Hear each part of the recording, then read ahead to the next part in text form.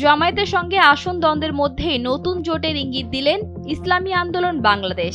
দলটির জ্যেষ্ঠ যুগ্ম মহাসচিব গাজী আতাউর রহমান ইঙ্গিত দেন, জামায়াতের সঙ্গে সমঝোতা না হলে সমমনা দলগুলোকে নিয়ে তারা বিকল্প পথে আগাবেন।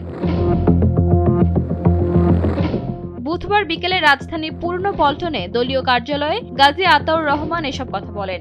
একই সঙ্গে তিনি ইঙ্গিত দেন, নির্বাচনের আগে যেকোনো কিছুই হতে পারে। দীর্ঘদিন ধরে জোটবদ্ধ নির্বাচনের কথা চললেও শেষ মুহূর্তে বিবাদ বেঁধেছে আসন সংখ্যা নিয়ে। ইসলামী আন্দোলনের দাবি ন্যূনতম 50টি আসন। অন্যদিকে জামায়াত 40টির বেশি আসন ছাড়তে নারাজ। এই 10টি আসনের অমীমাংসিত হিসেবের কারণে নির্ধারিত যৌথ সংবাদ সম্মেলনটি স্থগিত হয়ে যায়।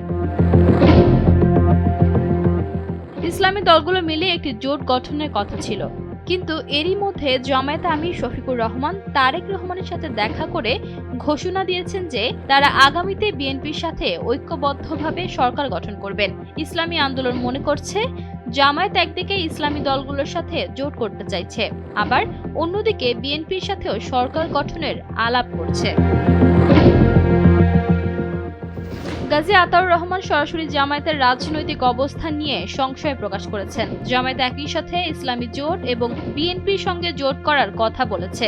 তারা মনে করছে জামায়াত নিজের স্বতন্ত্র অস্তিত্ব হারিয়ে ফেলবে। তাই তিনি প্রশ্ন তোলেন, জামায়াত কি স্বতন্ত্র শক্তি হিসেবে থাকবে, নাকি বড় কোনো দলের সহযোগী বা জাতীয় পার্টির মতো ভূমিকা পালন করবে?